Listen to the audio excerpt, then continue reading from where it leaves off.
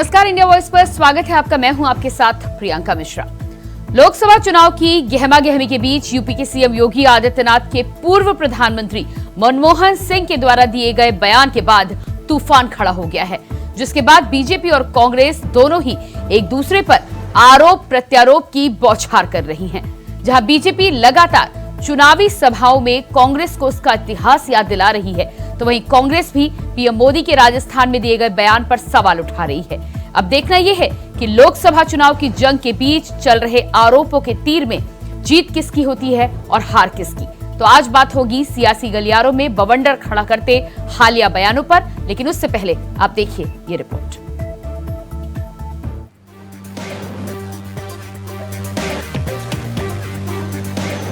राजनीतिक बयानों के बाद पूर्व प्रधानमंत्री मनमोहन सिंह के 18 साल पुराने बयान को लेकर शुरू हुई सियासत में पीएम मोदी के बाद अब सीएम योगी आदित्यनाथ ने भी कांग्रेस के खिलाफ मोर्चा खोल दिया है।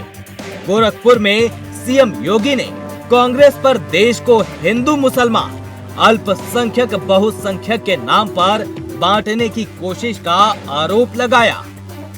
सीएम योगी ने गांधी परिवार को निशाने पर लेते हुए कहा कि इनके समय में जब कांग्रेस का ये परिवार सुपर पीएम बना हुआ था, मनमोहन सिंह देश के प्रधानमंत्री थे।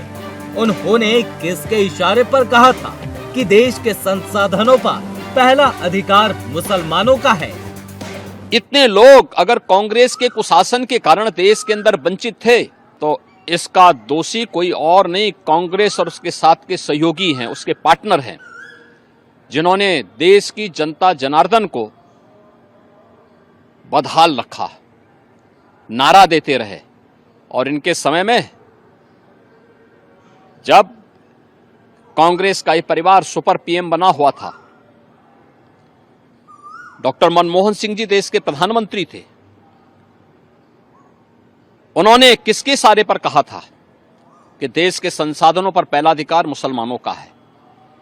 आप देश को मुसलमान और गैर मुसलमान के नाम पर, अल्पसंख्यक और बहुसंख्यक के नाम पे बांटना चाहते हैं। सीएम योगी के इस बयान के बाद सियासत गर्मा गई है। दरअसल इससे पहले पीएम मोदी ने चुनावी अभियान में जान फूंकते हुए ये मुद्दा उठाया था, जिस पर कांग्रेस की तरफ से वार पलटवार किया गया। वहीं सीएम योगी के इस बयान के बाद विपक्ष हमलावर है। हालांकि सीएम योगी ने कांग्रेस के साथ इंडिया गठबंधन की सहयोगी समाजवादी पार्टी को भी निशाने पर लिया। भी मोदी जी अपने चुनाव भाषण में इस बात को कहते हैं, जो सब कुछ मिला है इसका श्रेय मुझे नहीं, जनता जनार्दन को है, क्योंकि जनता जनार्दन ने अपने लोकतांत्रिक अधिकार की कीमत को समझा, अपने वोट को सही जगह दिया, तो उसका लाभ सही तरीके से मिल रहा है। लेकिन कांग्रेस, समाजवादी पार्टी और इंडी गठबंधन विभाजनकारी राजनीति करके देश के साथ धोखा कर रहा है, गद्दारी कर रहा है। इनको जब भी अवसर मिला, इन्होंने राष्ट्रीय हितों की अपूर्णीय क्षति की है और गरीब कल्याणकारी योजनाओं में डकैती डालने का काम किया है। कौन नहीं जानता, समाजवादी पार्टी की सरकार के समय उत्तर प्रदेश के अंदर खाद्यान्न घोटाले हुए थे। दर्जन भर जिलों में आज भी सीबीआई इंक्वायरी चल रही है। लोकसभा चुनाव 2024 में एनडीए बनाम इंडिया की जंग लगातार जारी है। ऐसे में जाहिर सी बात है, मामले में सियासत भी होगी। कांग्रेस ने सीएम योगी के बयान पर पलटवार किया है। सबसे पहला हक दलितों का है, पिछड़ों का है, शोषितों का है, अल्पसंख्यकों का है, और अल्पसंख्यकों में भी सिख भी अल्पसंख्यक हैं। आप सिर्फ मुसलमान करके ध्रुवीकरण करना चाहते हैं। आप सिर्फ और सिर्फ उन संसाधनों को बेचने का काम कर रहे हैं, सिर्फ अपने उद्योगपति मित्रों को। क्या जनता के पैसे को उद्योगपति मित्रों को बेचा जाना चाहिए? प्रधानमंत्री जी कम से कम बोलने से पहले देख तो लिया होता।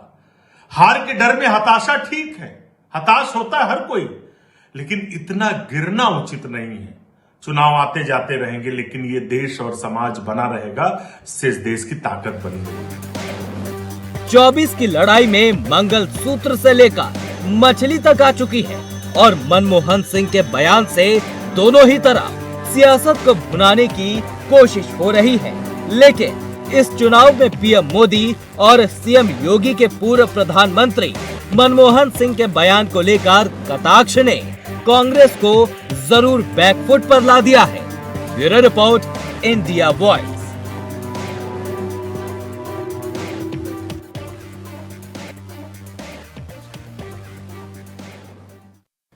तो जिस तरह से एक तरफ सीएम योगी आदित्यनाथ ने कांग्रेस के पुराने बयान को याद किया, तो वहीं अब कांग्रेस भी सीधा प्रधानमंत्री नरेंद्र मोदी के राजस्थान में दिए गए बयानों पर सवाल उठा रही है। आरोप प्रत्यारोप का दौर दोनों तरफ से चल रहा है। आज हम इसी पर करेंगे बातचीत। हमारे साथ सिद्धि श्री नेता कांग्रेस से जुड़ चुकी हैं, स्वागत है आपका। इसके अलावा प्रदीप भटनागर जी नेता बीजेपी से हमारे साथ हैं, आपका भी बहुत बहुत स्वागत है। दारा सिंह जी समाजवादी पार्टी से नेता हमारे साथ हैं, आपका भी स्वागत है। और पिंटू तोमर जी राजनीतिक विश्लेषक हमारे साथ हैं, आपका भी स्वागत है। तो सबसे पहले सिद्धि श्री जी आपके पास आऊंगी। जिस तरह से मुख्यमंत्री योगी आदित्यनाथ का ये बयान आया है और कांग्रेस के पुराने बयानों को याद करके कांग्रेस पर सवाल उठा रहे हैं, इस पर क्या कहना है आपका? देखिए, सबसे पहले तो मैं आज हनुमान जयंती की सबको बधाई देती हूँ जी। और सबसे अब ये है कि योगी आदित्यनाथ जी, पहला चरण खत्म हुआ नहीं। पहला चरण में राम मंदिर पूरा तरह से प्रसारित हो रहा। अब उनको जब समझ में आ गया कि अब ये कुछ ढीलापन होने जा रहा है इसके चुनाव में, लोगों ने मुद्दों पे वोट किया है लोगों ने, तो उनको इस चीज का आभास हो गया है। तो इस प्रकार की बात मोदी जी तो हिंदू मुस्लिम करने लगे। अच्छा। और योगी आदित्यनाथ जी दंगे की बात करने लगे गए, शरीयत कानून की बात करने लगे। नहीं, तो दंगे की बात नहीं करिए सिद्धि श्री जी। उससे पहले उन्होंने ये कहा है कि पूर्व प्रधानमंत्री ने जिस तरह से कहा था कि देश के संसाधनों पर पहला हक अल्पसंख्यकों का होना चाहिए। देखिए, ये इन्होंने इस प्रकार की भटका रहे हैं, ऐसा कुछ नहीं है। नहीं, ये जो बयान बोला गया, इसमें क्या इसका सार है, क्या यहाँ पर मतलब जनता समझे? सार ये है कि डॉक्टर मनमोहन सिंह जी ने सबके लिए कहा था कि सबको होना चाहिए। नहीं तो सिद्धि श्री जी, अगर सबके लिए कहा था तो प्रदीप भटनागर जी इस पर आपको जवाब देंगे। प्रदीप जी। नहीं, मैं बता रही हूँ ना, उन्होंने इसके लिए इस प्रकार की बात तो उन्होंने आलू से सोना बनाने की भी बात कही थी प्रधानमंत्री जी ने। तो सत्यता क्या थी? तो सत्यता कुछ नहीं है, ये सिर्फ मुद्दों से भटकाने की बात कर रहे हैं। डॉक्टर मनमोहन सिंह जी ने सबके लिए बोला था कि खासकर उन लोगों के लिए जो अल्पसंख्यक हैं, उनको भी। प्रदीप जी इस पर जवाब दीजिएगा। सबको मिल जाता है, उनको मिलना चाहिए। तो इसमें ऐसी कोई बात नहीं थी। और ये इस प्रकार से मुद्दे नहीं, तो वो किस पर सवाल उठा रहे थे? सरकार तो आप ही की थी, तो इसका मतलब है आप अपनी सरकार पर सवाल उठा रहे थे क्या? आपका कहना है सबको मिल जाता था, उनको मिलना चाहिए। आप अपनी सरकार में इस तरह का बयान देते हैं। खैर प्रदीप जी इस पर जवाब दीजिएगा। अगर कमी कोई रह जाती है तो बात की जाती है। तो संसद में आयोग बनाया किसने? इस प्रकार से पहले से आप मुद्दों से भटकाने की बात कर रहे हैं। आप इस वक्त आकर के मोदी जी और योगी। अरे सिद्धि जी आती हूँ मैं आपके पास में, आप सुन तो लीजिए पहले, उसके बाद आपके पास भी आती हूँ। प्रदीप जी देखिए, विषय क्या है? विषय उन चीजों का है कि जो कांग्रेस ने अपने घोषणा पत्र के अंदर और जो अपने मैनिफेस्टो में जो उन्होंने बोला है, उसके विषयों के ऊपर आज चुनाव चल रहा है। और जो वक्तव्य माननीय प्रधानमंत्री जी या आदरणीय मुख्यमंत्री जी दे रहे हैं, उस वक्तव्य को सुनिए कि आपने अपने घोषणा पत्र में आपने न्याय और जो भी आपने उसे बोला है, ये आज विषय उस पर चल रहा है। और जो आप अपने घोषणा पत्र में है, वो इस देश के अनुच्छेद अनुसार जितने भी कानून हैं उससे वो पारित हुए हैं। कोई आपने नए चीजों को नहीं छापा है उसमें, मगर आप उस पर क्लियर नहीं कर पा रहे हैं। आपने कहा कि भाई पिछड़ा आयोग आपने बनाया, अल्पसंख्यक आयोग आपने बनाया, तो आपने किसी सामान्य के लिए बनाया है? सब अधिकार आपने अगर अल्पसंख्यक आयोग को देने हैं तो प्रधानमंत्री जी जो कहते हैं वो एक सुर्खियां होती हैं। और देश के प्रधानमंत्री चाहे नहीं, लेकिन प्रदीप भटनागर जी एक सवाल यहाँ पर यह भी है कि मुख्यमंत्री योगी आदित्यनाथ जिस तरह से पूर्व प्रधानमंत्री के बयान पर सवाल उठा रहे हैं और प्रधानमंत्री जिस तरह से प्रधानमंत्री का बयान निकलकर सामने आया है, कहीं ना कहीं जिक्र उन्होंने भी किया है बच्चे पैदा करने को लेकर जो बयान सामने आया है, तो अगर आप एक पर सवाल उठाते हैं तो कहीं ना कहीं उस बात का भी ध्यान रखना चाहिए, वो भी देश के प्रधानमंत्री हैं अभी। बिल्कुल बिल्कुल। देखिए, अगर आज आप देखेंगे, आप कहीं चले जाइए, मैं कहता हूं आप दिल्ली की राजधानी या उत्तर प्रदेश के किसी भी जिला अस्पताल के अंदर चले जाइए, जितनी भी सरकारी जन सुविधाएं आपको जाके देख लीजिए कि सबसे ज्यादा किसके वहां कौन लोग क्या मिलेंगे। पहली चीज देखिए, अगर आज की दृष्टि में देखा जाए तो जो आज जनसंख्या की बात को लोगों से चल रही है वो कोई ये बात नहीं है, सब कुछ अच्छी तरह सबको पता है। मगर क्या है कि भाजपा के जितने भी हमारे सीनियर लीडर हैं उसको खुल के आज मंच के माध्यम से बोल रहे हैं, कांग्रेस नहीं बोल पा रही है। भाई आज जो विस्फोटक जो जनसंख्या देश की हो रही है उसको लेके अगर नहीं, लेकिन लोगों जिस को बात पर आप सवाल कांग्रेस के ऊपर उठा रहे हैं, अगर आप कांग्रेस को गलत ठहरा रहे हैं तो आप भी तो वही कर रहे हैं ना, अंतर कहाँ है ये बताइए आप। बात कांग्रेस को गलत ठहराने की नहीं है। क्या देश का प्रधानमंत्री, वो प्रधानमंत्री केवल एक समुदाय का नहीं है, तो पूरे देश का पूरे देश का और पूरे भविष्य का, जो युवाओं के और बच्चों का और बुजुर्गों के, उनका मुखिया है जो उन्हें सींचना संवारना है। और वही मुखिया 100 करोड़ की आबादी, 110 करोड़ की आबादी हिंदुओं को कहे कि नहीं, पहला तो जो अधिकार है वो अल्पसंख्यक का है। तो ये चीजें निकलती है ना। क्या बताइए, अगर घर का जो बड़ा नहीं है तो प्रदीप जी, सवाल कांग्रेस पर उठाएंगे या वर्ग विशेष पर उठाएंगे, आप ये बताइए। जी, मैं कांग्रेस पे सवाल उठा रहा, वर्ग विशेष पे नहीं। जिन्होंने और केवल भारत में आपस में भाईचारे को बांटने का काम करा है, एकजुट करने का काम नहीं करा है। मेरा आज विषय यह है, दारा सिंह जी, हिंदू मुस्लिम। दारा सिंह जी क्या कहना है इस पर आपका? मैं सुन रहा हूँ। देखिए प्रियंका जी, कहते हैं ऑनलाइन टेढ़ा, ठीक है। पिछले 10 साल से जनता श्री नरेंद्र मोदी को प्रधानमंत्री के तौर पर चुनती आई है और भारतीय जनता पार्टी। दारा सिंह जी अपना फोन अपने नजदीक रखिएगा, आपकी आवाज हम तक ठीक से पहुंचे। आ रही है आवाज? जी जी। तो कह रहे भारतीय जनता पार्टी जो यहाँ पे मत रखने के लिए बैठे हैं, शायद हमको जानकारी नहीं कि पिछले 10 सालों में जो अभी कहा अपने शब्द में भाईचारा, तो पिछली सरकारें जितनी भाईचारा बढ़ाए हैं। दारा सिंह जी फोन पास में रखिए, और पास में रखिए फोन, आपकी आवाज ब्रेक करके आ रही है जी। 1% अगर ये आपने पास से भाईचारा का कोई संदेश दिया हो तो हमें उसको क्लिपिंग देते हैं। इनके मुख्यमंत्री जी तोड़ देंगे, फोड़ देंगे कि धमकी देने वाले जो गुंडे बदमाश मुख्यमंत्री बने बैठे होंगे उनसे आप भाईचारा की उम्मीद करेंगे? जिस देश में भारत नहीं लेकिन हाँ, लेकिन दारा सिंह जी ठीक है, प्रदीप जी जवाब दीजिएगा आप इस पर पहले। दारा सिंह जी थोड़ा शब्दों को ठीक करके रखिए। दारा सिंह जी थोड़ा शब्दों को तमीज से रखिए थोड़ा सा। आप किसे गुंडा कर रहे हैं जो प्रदेश का मुखिया बना हुआ है? नहीं, आप किसे गुंडा कर रहे हैं? गुंडा तो मुलायम सिंह यादव थे। अरे गुंडा तो रामगोपाल यादव है, शिवपाल यादव है, अखिलेश यादव है, गुंडे तो वो है। आप किस गुंडे की बात कर रहे हैं? अरे गुंडा तो राहुल गांधी है। नहीं प्रदीप जी, दारा सिंह जी, आप दोनों स्वरों में मर्यादा बनाए रखिए। आप मुख्यमंत्री के बारे में बात करें और आप पूर्व मुख्यमंत्री के बारे में बात करें। प्रदीप भटनागर जी, प्रवक्ता बना दिया आपको पार्टी का। ये सब करियर बोलने की लय नहीं है, उसे कैसे पार्टी ने भेज दिया है बोलने के लिए? मैं किसी प्रदेश के मुखिया के विषय में क्या रख रहा है, क्या बात रखनी है? क्या हमने किसी कांग्रेस शासित राज्य के मुख्यमंत्री के शब्द बोला कभी आज तक? हमने नहीं धमकी दे रहे हैं, ये बदतमीजी कर रहे हैं बैठ के। आप मुख्यमंत्री, एक सम्मानित मुख्यमंत्री को आप क्या बोल रहे हैं? गुंडा बदमाश बोल रहे हैं, मवाली बोल रहे हैं। आपकी पार्टी में यही सिखाया जाता है? तो आपकी पार्टी में यही तरीका सिखाया जाता है बोलने का कि टीवी पे आइए, अपनी पार्टी का नेतृत्व कीजिए और इस तरीके से बोलिए? क्या आपकी पार्टी में यही सिखाया जाता है कि भाई जाइए और जाके अदर पार्टी के बारे में आप इस तरीके से बोलिए? तो दारा सिंह जी, एक अपनी उम्र का भी ख्याल करना चाहिए, थोड़ा सभ्यता के दायरे में बोलना चाहिए। चलिए आती हूँ मैं आपके पास में, आप दोनों के पास आती हूँ। पिंटू तोमर जी राजनीतिक विश्लेषक हमारे साथ बने हुए हैं। पिंटू जी, क्या लगता है आपको, जिस तरह से दोनों तरफ से बयान निकलकर सामने आ रहे हैं और आरोप प्रत्यारोप का दौर जारी है, लेकिन क्या आप देख पा रहे हैं यहाँ पर? देखिए, बयान तो चुनाव के दौरान ज्यादा तीखे हो जाते हैं, लेकिन कहा यह जाता है कि भारत में पूरे साल राजनीति चलती है। लगातार बयान हम केवल किसी एक पार्टी के लिए नहीं, बल्कि अगर कहें तो सभी पार्टी के नेता जो है बड़े बड़े बयान देते हैं। अभी कुछ दिन पहले की बात है जब हेमा मालिनी को लेकर कांग्रेस नेता रणदीप सुरजेवाला ने बेहद आपत्तिजनक बयान दिया था। खैर वो मुद्दा पुराना हो गया, बात है नई बात पर।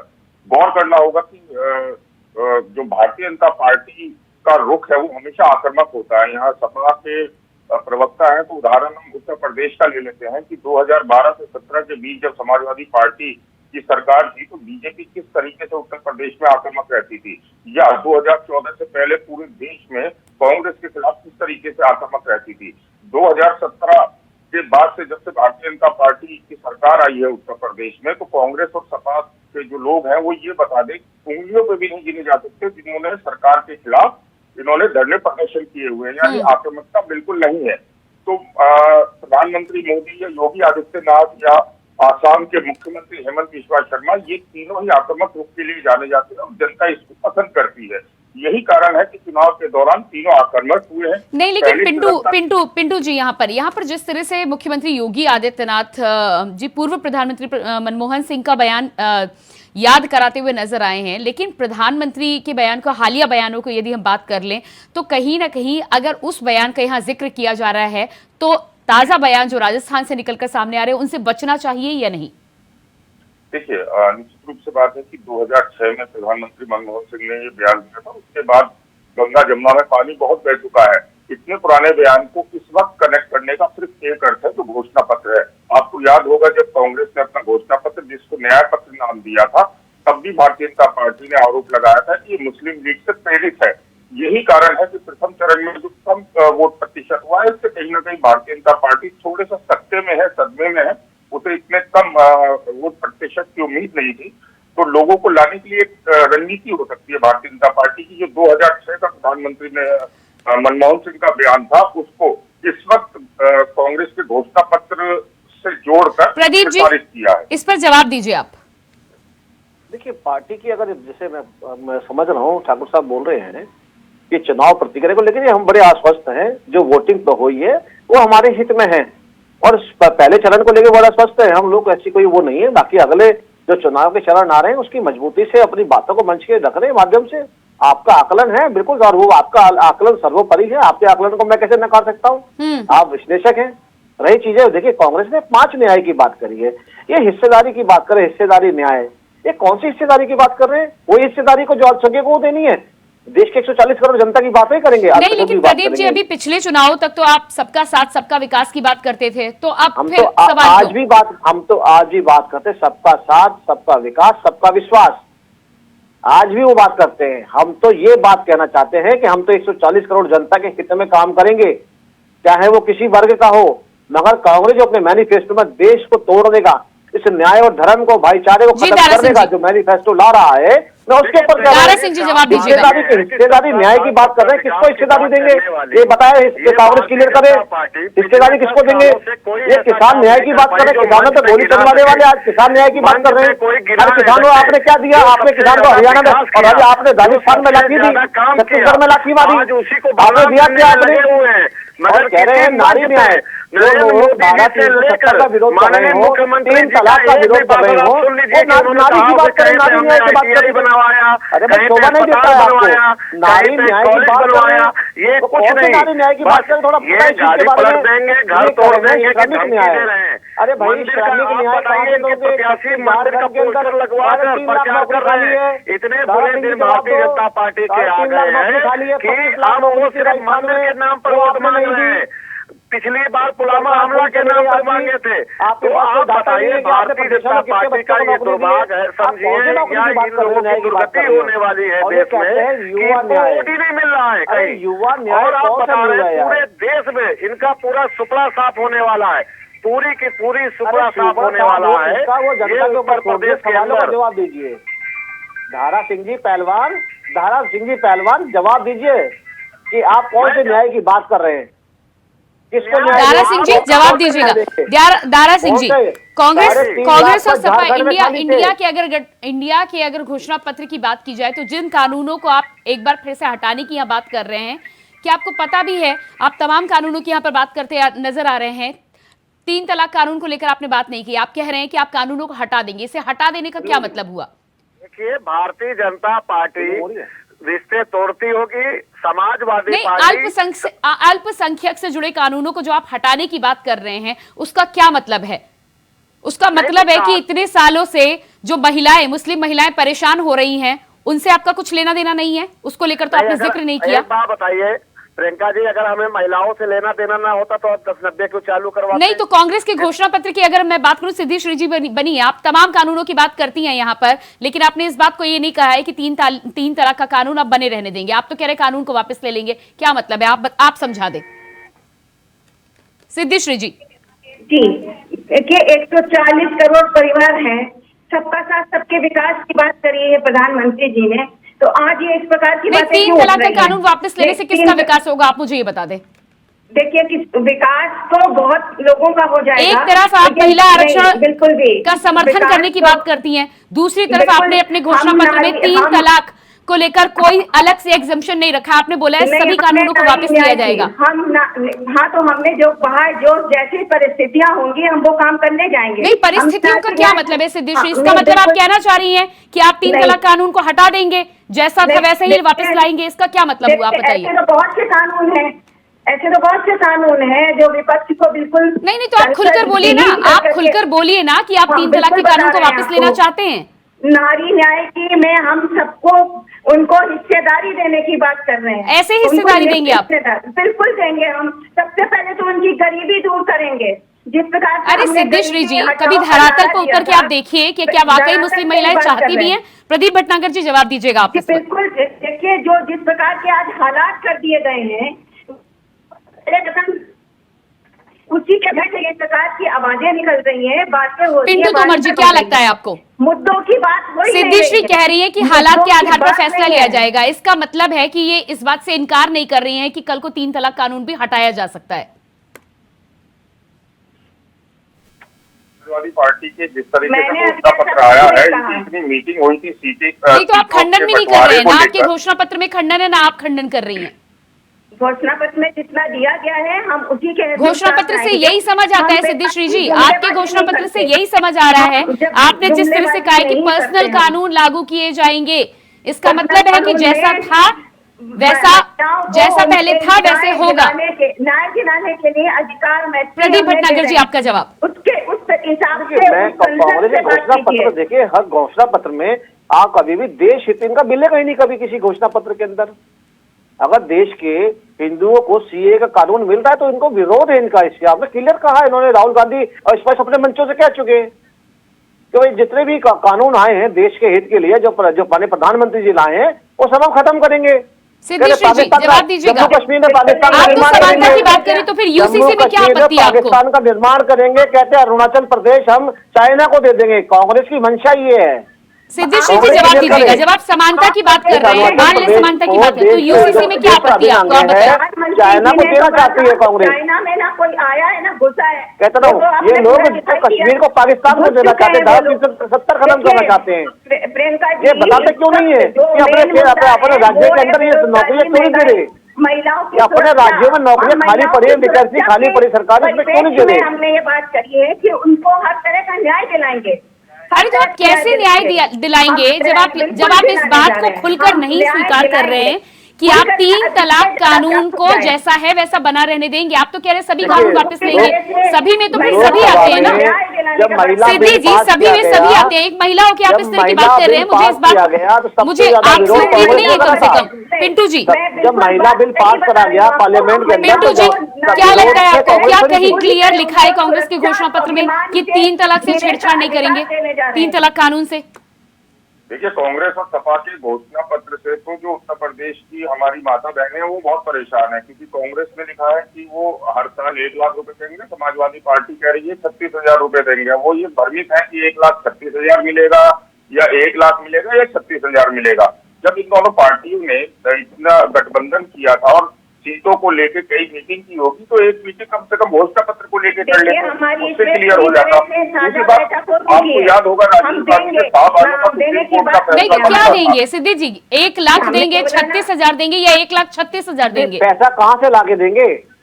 आपका पैसे का स्रोत क्या है? अलग से अरे ये तो पैसे फिर कहाँ से लाके देंगे? बिल्कुल लाके देंगे। आप कैसे दे रहे कहाँ हैं? से लाके देंगे? आप लोग कहाँ से कैसी बात कर रहे हैं? आप कहाँ से देंगे? जो बड़ी-बड़ी कहाँ से लाके देंगे? आपने 5 वर्ष की सरकार राजस्थान में चलाई, आपने कितने कर्जा माफ नहीं करा, नहीं कोई इंडस्ट्री नहीं लगाई आपने राजस्थान के अंदर, यहाँ कैसे करेंगे आप? लेकिन कर्नाटका में जितने भी आप वादे करके आए थे वो एक पुरानी शुरुआत की उपयोग कर, कोई अंतर नहीं है। करने कसरी में क्यों बहुत फर्क है ना। आप बातों को स्पष्ट नहीं कह रहे हैं, क्या मंशा आपकी जो 3 तलाक खत्म करना चाहते हैं, आप बताइए ना। 3 तलाक खत्म करने की क्या मंशा है आपकी, बताइए आप। क्या कर्नाटक की बात हो, हिमाचल की बात हो, हमने जो बातें कही वो पूरी करी। कौन सी बात पूरी? बात की हो सबसे बड़ी चीज यही है। कर्जा माफ करने की बात अभी बता रहे हैं कि 1 लाख रुपए देंगे, 36,000 देंगे, क्या देंगे? उत्तर प्रदेश की जनता भ्रमित है, बताइए क्लियर कीजिए इसको, क्या जवाब है उसका आपके पास? कितने किसानों लोगों को कुचल के हाथ गाड़ी से मारा गया। हम ऐसी बातें नहीं करने जा रहे हैं, हम उनके लिए पूरी तरह सकारात्मक फेर से आए हैं और अपने घोषणा पत्र में जो चीज हमने कही है वो हम पूरी करेंगे। हाँ, तो घोषणा पत्र में आपने यही कहा है दारा सिंह। बात ही घोषणा पत्र की हो रही है, आप ही भीतर भीतर भाग रहे हैं, मतलब बात ही घोषणा पत्र की हो रही है। सिद्धि जी, आपके घोषणा पत्र में यही कहा गया है कि अभी तक बीजेपी ने जो अमेंडमेंट करे आप उनको वापस लेंगे। इसका मतलब यही है कि 3 तलाक कानून भी आप वापस लेने के मूड में। दारा सिंह जी, इस पर आप जवाब दीजिएगा। कांग्रेस के घोषणा पत्र में इस बात का जिक्र किया है, आपने अलग से इसका जिक्र नहीं किया है, इसका क्या मतलब समझा जाए? घोषणा पत्र जो है कांग्रेस का वो सब कहीं जारी है हमारा उत्तर प्रदेश में। दूसरी चीज जो भारतीय जनता पार्टी के प्रति 36,000 में समाजवादी पार्टी को देने के लिए कह रहे हैं, उसके तो जवाब दीजिए। अरे तो जवाब पूरा कीजिए कि 1,36,000 दिए जाएंगे, 1 लाख रुपए दिए जाएंगे। कहाँ से जवाब देगा कोई? 1 लाख दिए जाएंगे, 1,25,000 दिए जाएंगे। पहले किसान किसान समाजवादी पार्टी जो वादा करता है वो माना जाएगा। दारा सिंह जी, क्या जनता समझे कि 1,36,000 मिलेगा? अरे इनके पास जितना लूट के ये लोग रखे सब वापस करा लेंगे हम लोग। अरे वो ठीक है, आप 1,36,000 देंगे? ये लोग बता रहा है जो नहीं, आप बताइए, आप गठबंधन में है ना उत्तर प्रदेश में, 1,36,000 देंगे? 1,36,000 देंगे आप? मैं इनकी तरह जुमलेबाजी नहीं करता हूँ कि मैं 15 लाख भेजूंगा, मैं इनकी तरह ये नहीं कहता हूँ कि अच्छे दिन आएंगे। अरे आप ही के सहयोगी कांग्रेस ने लाख रुपए की बात करी है, आप कह रहे जुमलेबाजी नहीं करते हैं। बताइए, आप बीजेपी को छोड़ दें, कांग्रेस की बात करें। सरकार है उसने गैस कम किया कि नहीं? 13 रुपए में चीनी देने की बात कर रहे थे, यही भारतीय जनता पार्टी 13 रुपए में चीनी। अच्छा, महिलाओं का उत्थान कैसे करेंगे आप? 3 तलाक को आप वापस लेंगे या नहीं लेंगे, ये बताइए। नहीं, 3 तलाक में जो महिलाओं के हित में काम होगा वो सबसे पहले होगा। और माननीय श्री अखिलेश यादव जी कभी महिलाओं के साथ अत्याचार बर्दाश्त तो मानिए ना कि वो कानून बना रहने देंगे, फिर कंफ्यूजन किस बात का है? दारा सिंह जी, कहिए ना। तो कहाँ कंफ्यूजन कहाँ है उस पर? हमको देने की बात भाई इनकी चलिए, समय मेरे पास नहीं। पिंटू जी, बहुत छोटा सा फाइनल कमेंट दीजिएगा। पिंटू जी, आपको इस बात की है कि हम क्यों दे रहे हैं, हम देंगे। ठीक है, समय नहीं है मेरे पास। पिंटू जी, बहुत छोटा सा फाइनल कमेंट। जिस तरीके से प्रचार और प्रसार में तीखापन और तेजी आई है, मुझे लगता है कि 1 जून जो 7वां चरण होगा पूरे देश में चुनाव का, उसमें और तेजी बढ़ेगी और तल्खी बनेगी। और ये केवल एक पार्टी नहीं बल्कि सभी पार्टियों की तरफ से नेताओं की तरफ से ऐसा देखने को मिलेगा। चलिए, बहुत बहुत धन्यवाद आप सभी का। प्रदीप जी, सिद्धि जी, दारा सिंह जी और पिंटू जी, बहुत धन्यवाद जुड़ने के लिए। तो जिस तरह से लगातार बयानों की बौछार चल रही है, उत्तर प्रदेश में दूसरे चरण का, उत्तर प्रदेश के साथ पूरे देश में 26 अप्रैल को दूसरे चरण का मतदान होना है, लेकिन इसी बीच बयानों की बमबारी जिस तरह से चल रही है, अब देखना ही होगा कि जनता किस तरह का फैसला 4 जून को सुनाती है। फिलहाल हमारे इस खास कार्यक्रम में इतने खबरों के लिए बने रहिए इंडिया वॉइस के साथ। मुझे दीजिए इजाजत, नमस्कार।